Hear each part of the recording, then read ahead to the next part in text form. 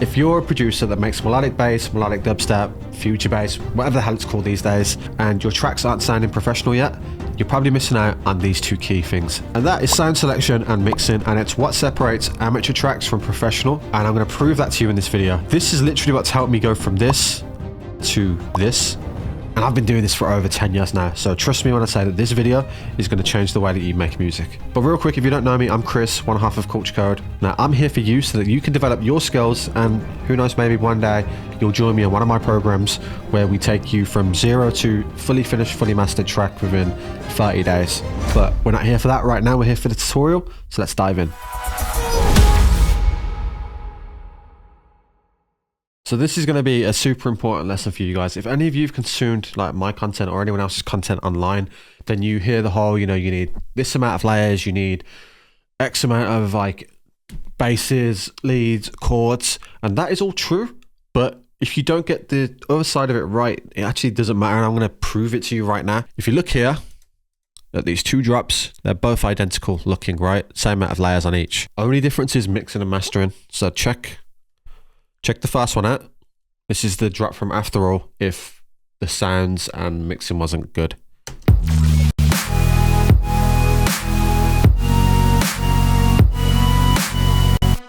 And now check After All with proper sound selection and mixing.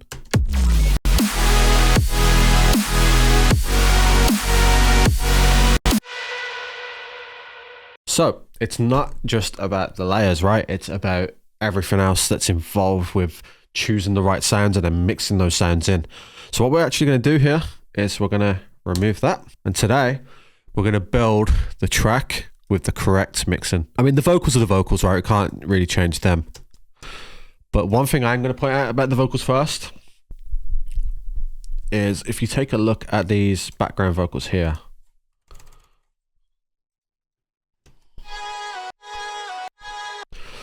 mixing has still occurred, right? So we've still got a satin on there. Let's take that off. We've still got an EQ on there. Now that just wouldn't stand out in the track as much. Let's just prove it.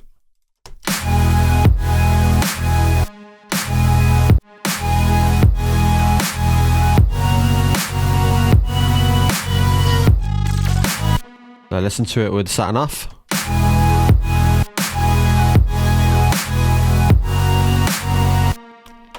It's a very subtle difference, but it's a very needed difference in order to make that work. Okay, let's rock. So we have some very, I would say they're bad drums, because I don't want to, I actually love this sample pack, but they're not ideal, right? No. So let's go find some ideal drums. So for an ideal kick, we definitely want something that's got some punch to it. I'm going to go to my drums. I'm going to go to kick, melodic dubstep. So we got. I mean, that's cool. So's that. So's that. I mean, I've tagged them for a reason. All of these are ideal kicks. So let's just drag one of them in. And let's just put that in its place. Put the snare back on so we've got some rhythm, but let's just hear the A-B difference.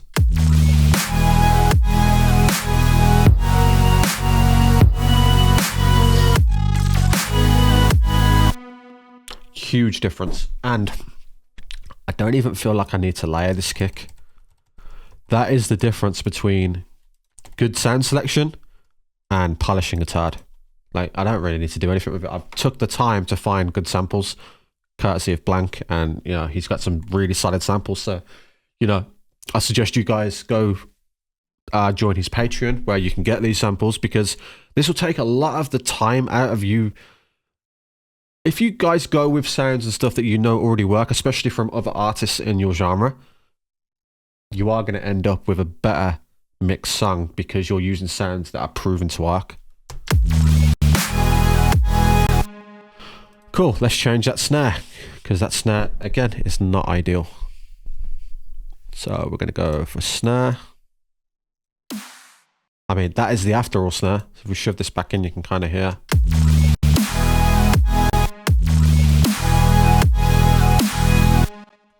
it works, but for the purpose of this, let's go something different. That's cool. Let's try that.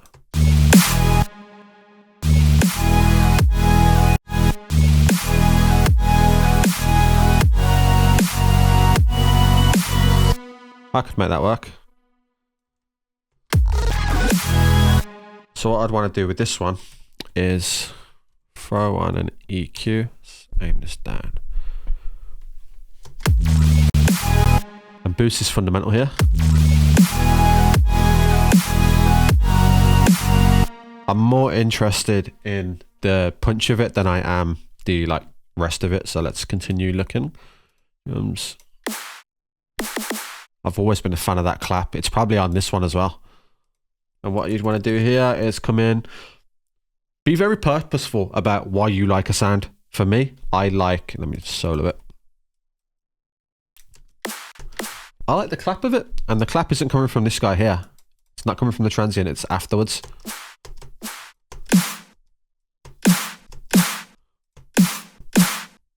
All right. I think that'll work. Let's get rid of that.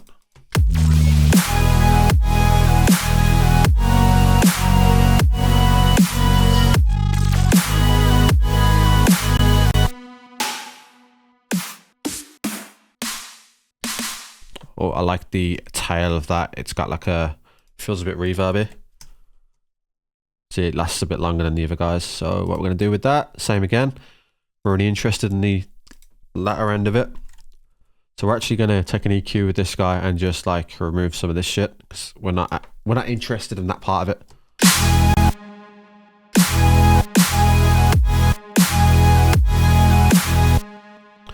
And as just a general mixing rule, not a rule, but a technique, do 2 of them, then leave 2 open so you can hear the difference.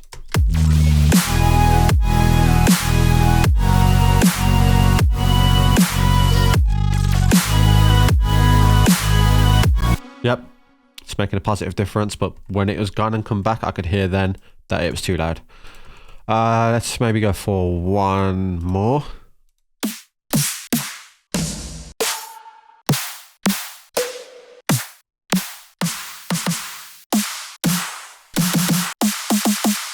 I kind of like that. I kind of like the knock of it. So I'm actually going to leave this one open transient wise. See where we're at.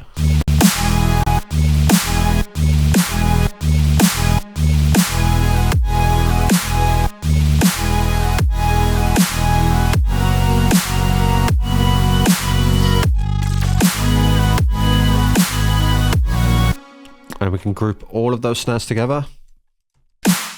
Do a bit of group processing. So we can throw on a drum bus, big fan of this. If you up the dampening, then this dampening acts as a filter, right? So just make sure it's fully at the top. Just drive it a little bit more. And then I usually take this dry wet all the way down and then mix it back in.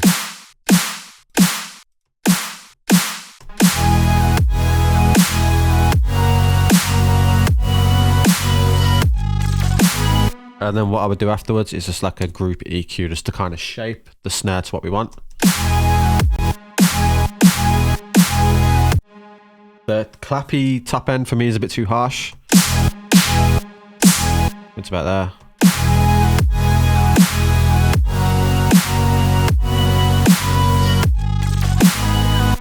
I'm going to add 1 more layer, which I think would be pretty cool. Let's go for an exhaust.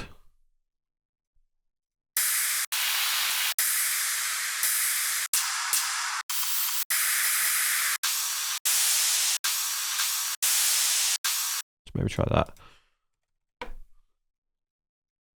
Delete all of that. Let's make sure it's not warped. It was. And let's just do something like that. We're just testing here.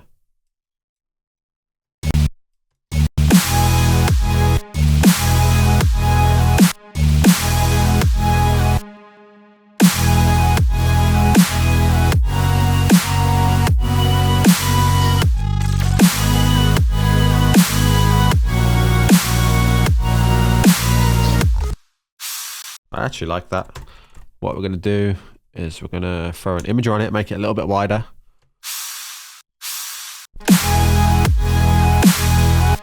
And I'm just gonna take this and just do that.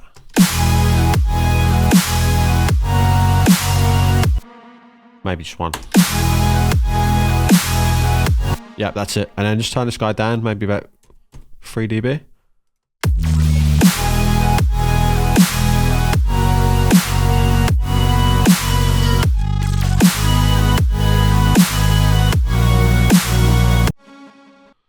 Sweet, I love that. And then I'm gonna throw a vintage vibe on there. I'm gonna put it on the now setting.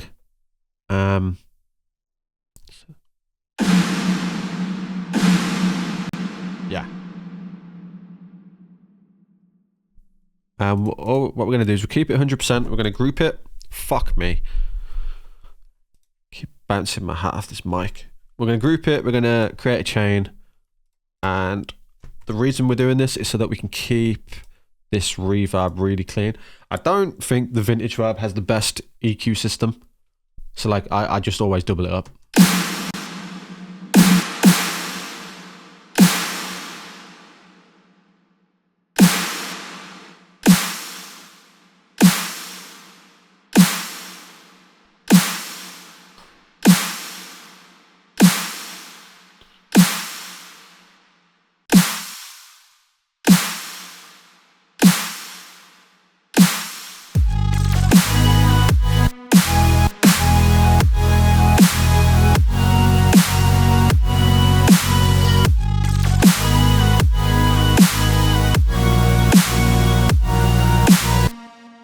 Okay, now just to compare, because I'm a big fan of comparing stuff, so that we can always A/B.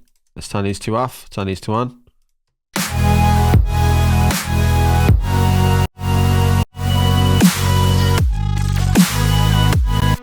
Okay, sick.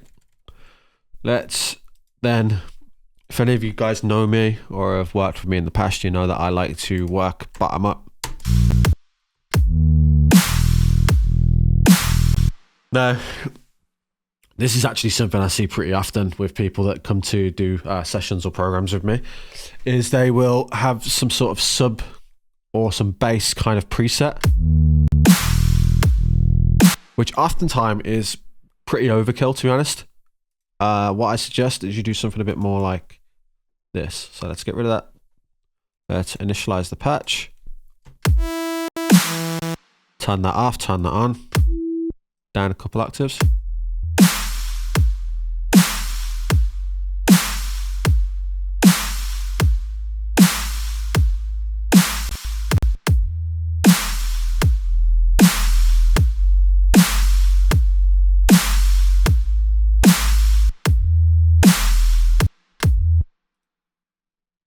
All right, and let's do that 12. That's way better. We've got power now, right? So that for me is sub done. Let's check out the bass.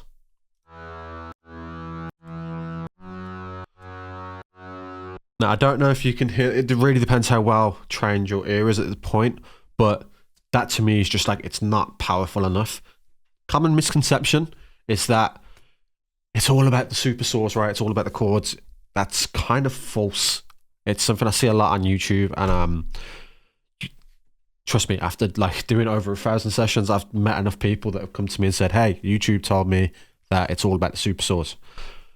It's a lot of it is about these guys and getting this right, so that when you come to do the super saws, which I still do, but just not 15 layers of them, that they slot together a lot more nicely, right? So let's get a more suitable bass. I mean,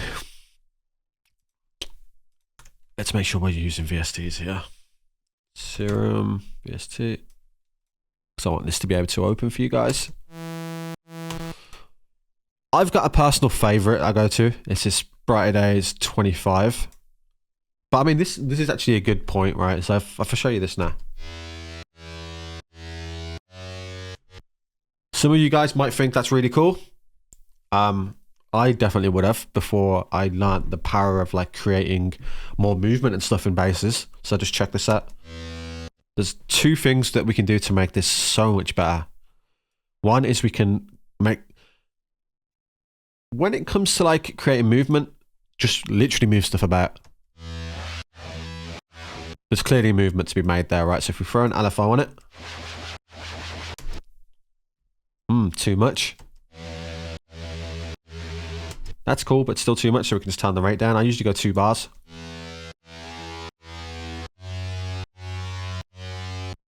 I will say as well, we're an octave too high. So if we throw this -12 on. Now we're getting somewhere. And let's just take away that, what we just did to show you. Hold on.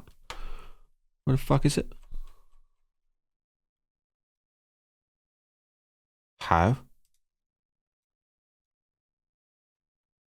Am I tripping? Ah, wrong one. Alright, go to Matrix, turn off that LFO from the warp. It's got that grit and that raspiness, but it lacks movement.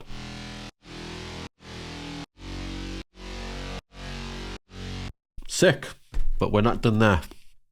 So, for this, I will use an Ableton saturator. It doesn't really matter to me. I mean, they all have different characteristics, but like, you can definitely crush it with, say, a medium curve.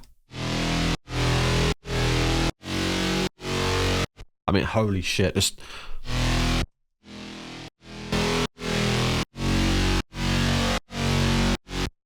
That's just insanely more powerful. And then all we need to do to kind of mix that in is get out the subs way. Subs frequency will be there. Let's turn that off. We want to take it past there.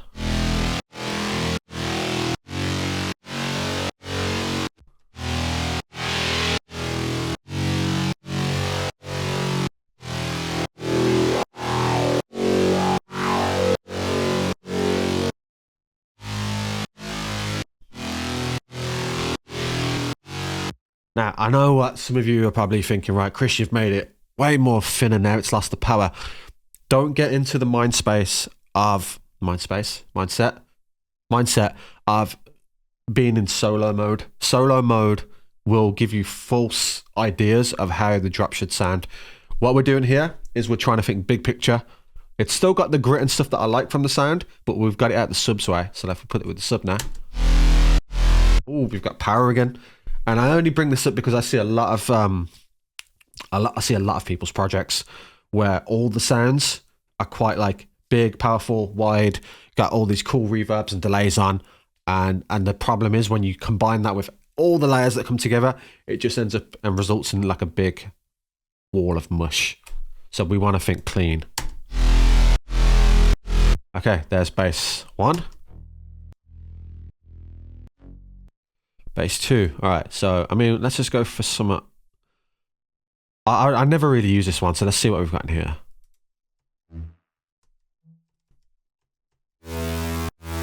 It's too similar to the one we've got.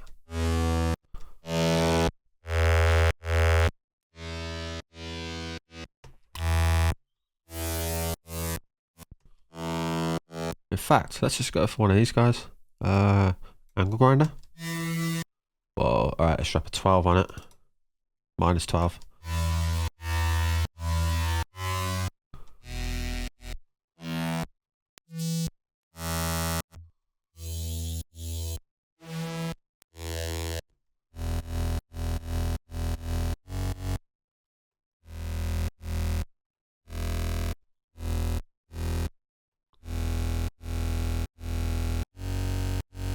We can work with that. Again, let's just try and create some movement.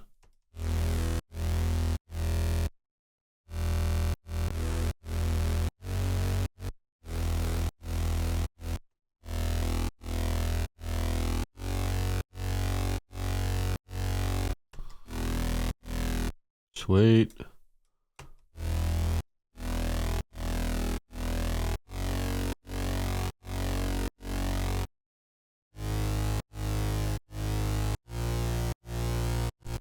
And let's just fucking decapitate the life out of this.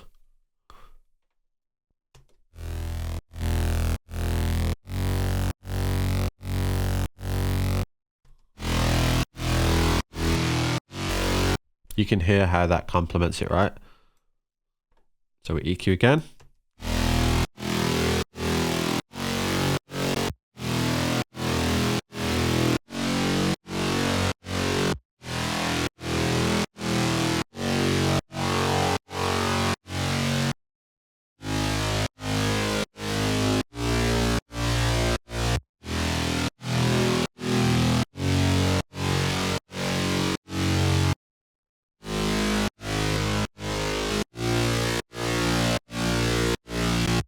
Sub.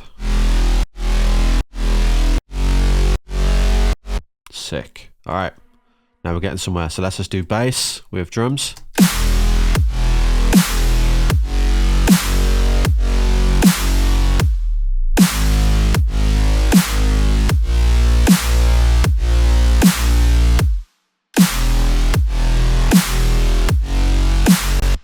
Perfect. One thing we haven't done as well is like just add like a nice crash and ride to it. So let's do that. Let's go cymbal.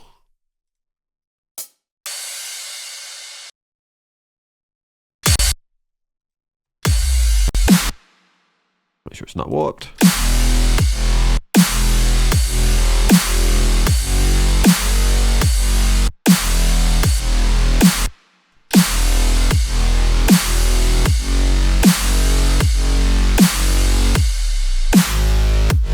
Maybe we do something like that.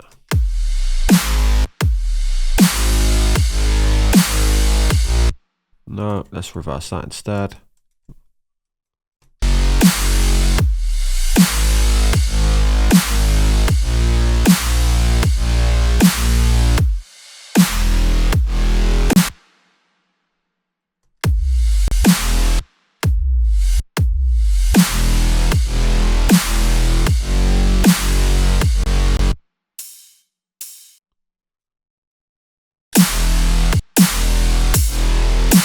I don't like that ride.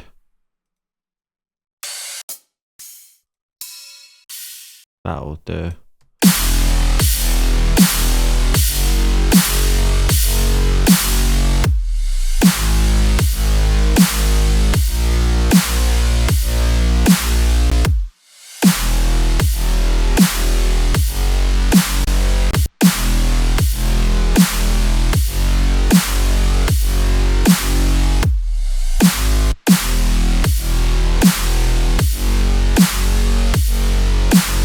All right, chords.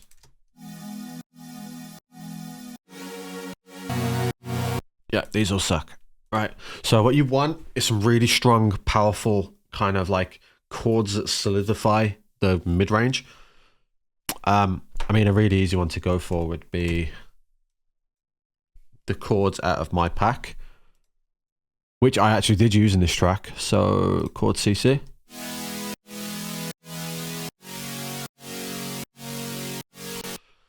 Now, what's interesting here is the voicing, right?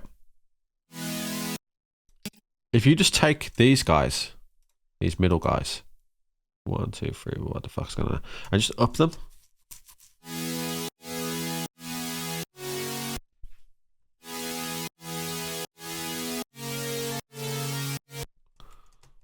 What the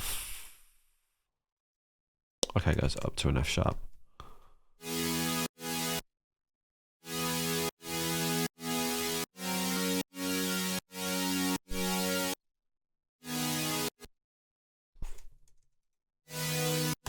Fuck. Let me just grab these chords.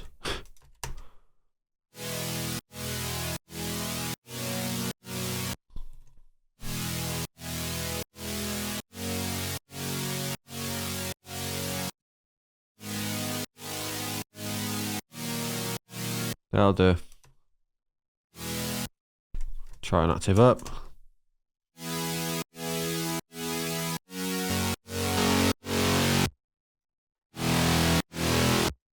An octave down. No, this is what I was saying about solo as well. This is why it's really good to think big picture, because like this actually sounds a bit grittier and cooler, but when it's with the basses, it just creates muddiness. Whereas this gives that space that the bass needs.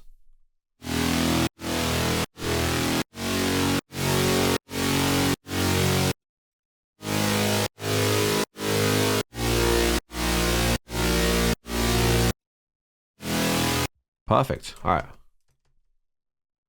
So there's our foundational layer. Now, notice how there is just no there's no like reverb delays on it or anything like that. It's because at this point it's not needed.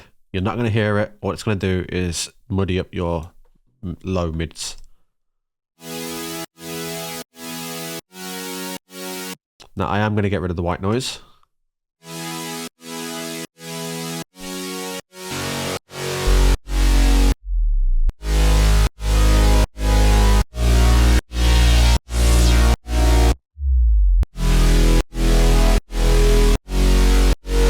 Not a fan of that, so just drag that down a little bit.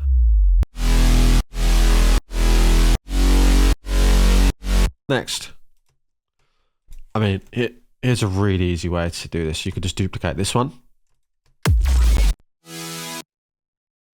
Go in, just up everything an octave. Go in, remove distortion. And up the detune.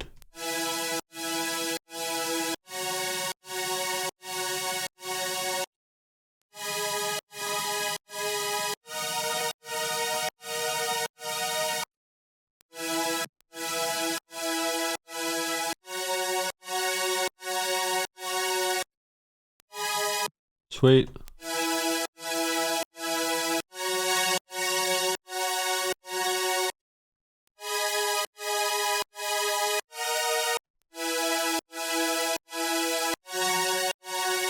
And not feeling the hyper.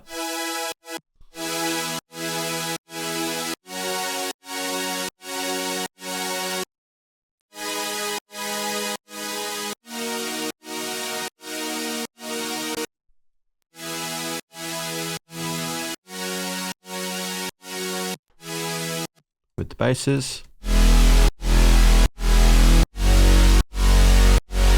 Let's make sure our vocals are still sticking out. They are now. Notice how there wasn't at the start of the session. It's because we didn't have the right sounds in the right spaces in the spectrum to allow the vocals to stand out.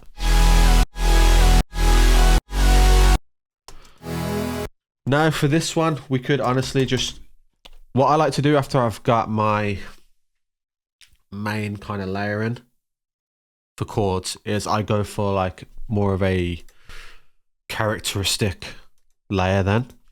Like for instance, the flaming super saws are always a good one. Have I spelled that right? Flaming, nope. Like these guys. Obviously too low.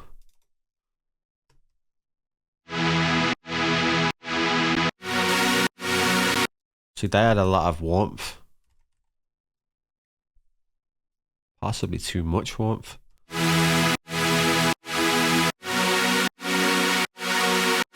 I like how they're very just mid-heavy, you know, like there's not much going on up here.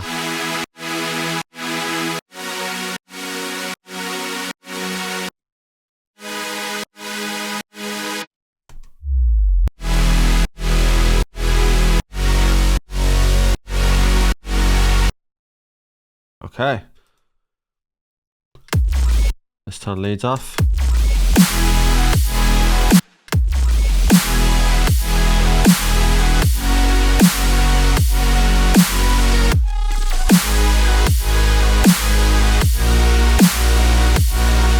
Now you can hear that we're almost back to what the original sounds like. We're obviously missing leads at the moment. Now for leads, I mean, you don't have to go with like my CC square lead. Obviously for this track I did, and I'll quickly show you what that sounds like. I definitely gave it some reverb though, so it didn't stand out. So like, it wasn't so, it was a little bit more blurred.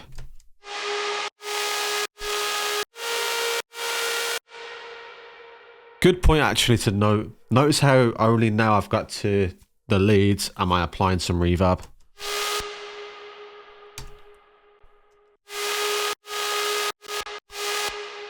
all this information is just, it's rumble.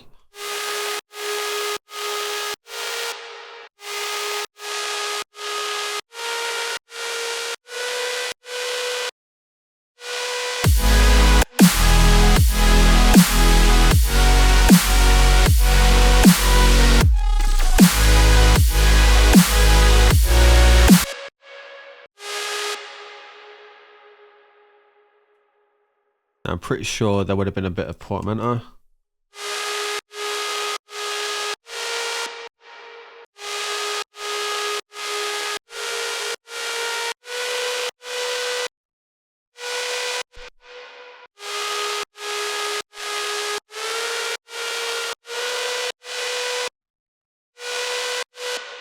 One thing you can do is just add like a little note there.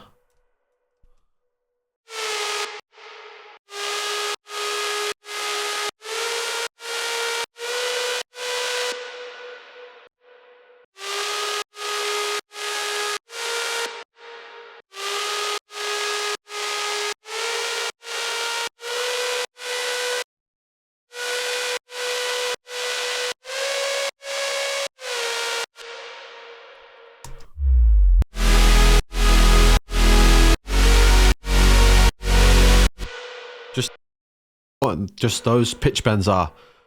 It's because we're really now at the only time where you can afford to kind of like do some of that movement top end wise. Obviously, it's a bit weird with chords, but I suggest that you do that kind of shit with your leads because it makes the whole track way more like unique and characteristic. Okay, so then, I mean, for argument's sake, no, we'll keep it at that. It's a good lead. It works for this track.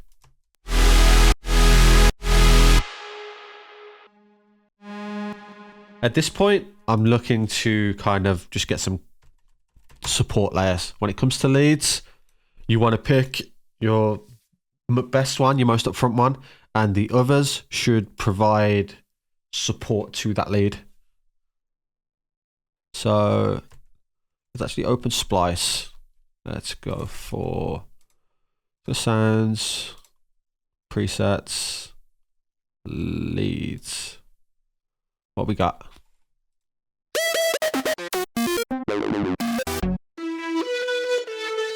That.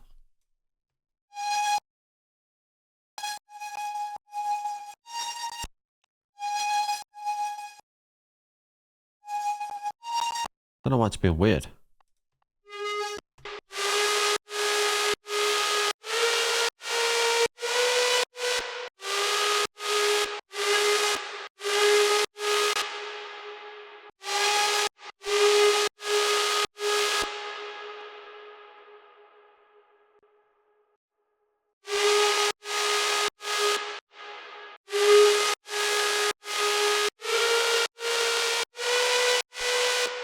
Alright, how's that sound with chords?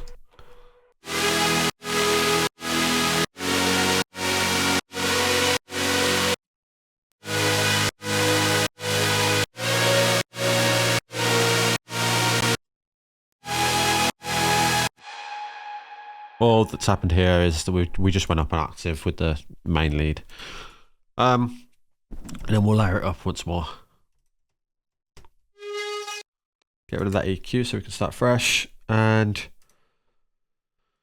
alright, let's see if we got like any kind of airy shit going on.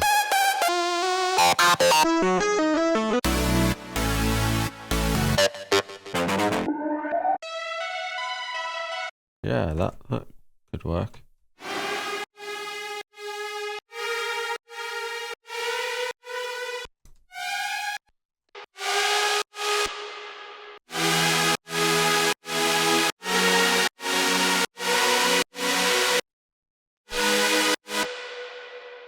Let's EQ it. I can kind of EQ this as I'm like I said, I'm thinking big picture, so I want to kind of EQ it with the rest.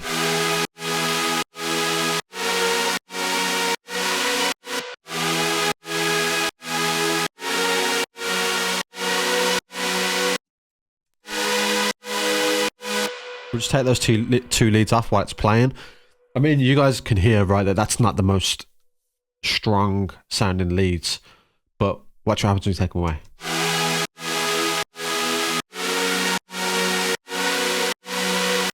they're supporting that lead and giving it characteristics that lead doesn't possess itself. Bit loud. Let's turn down like a dB. All right, let's try it in the track.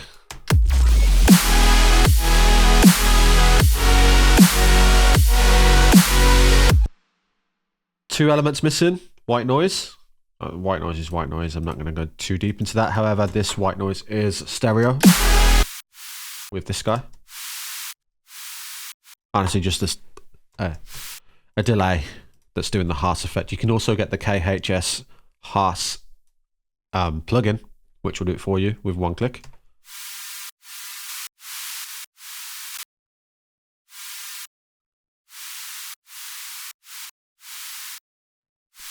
Yeah, it's the exact same. Just listen to the width. You can use that on pretty much most sounds and it'll make them really wide. All right, how's that sound?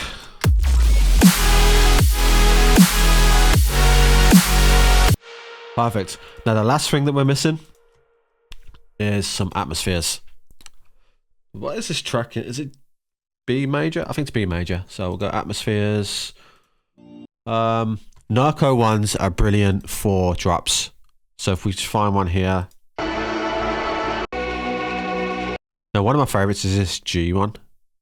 Fuck yeah, let's turn this down. That guy. Holy shit. I think it's in B, so that's 1, 2, 3, 4. That don't sound right, does it?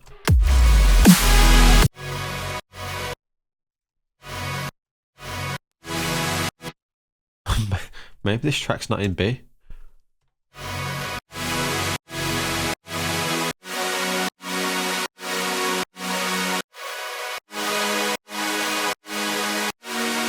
Maybe it is in B.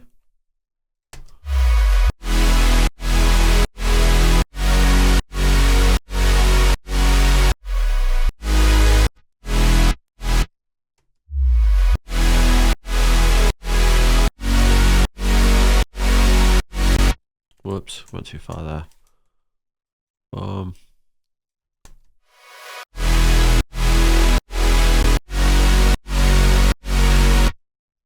It just don't sound. I mean, it sounds right, but like, is there a better note for it?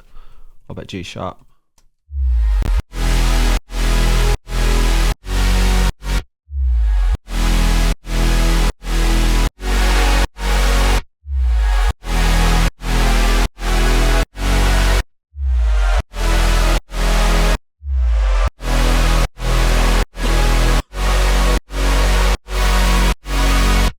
I guess it's in B. Sorry.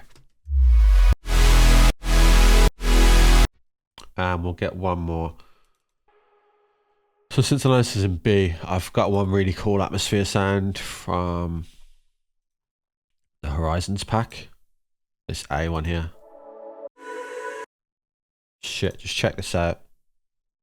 We put this up to and keep it on Complex Pro. Like, just listen to this with the chords.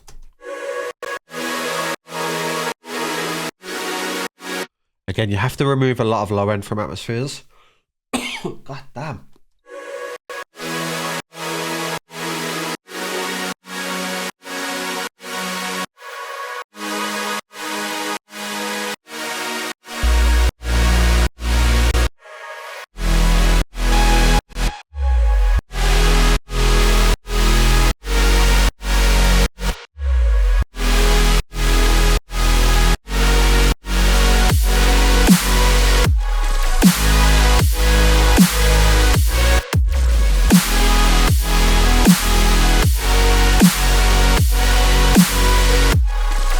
And that's it, man. That's a full drop.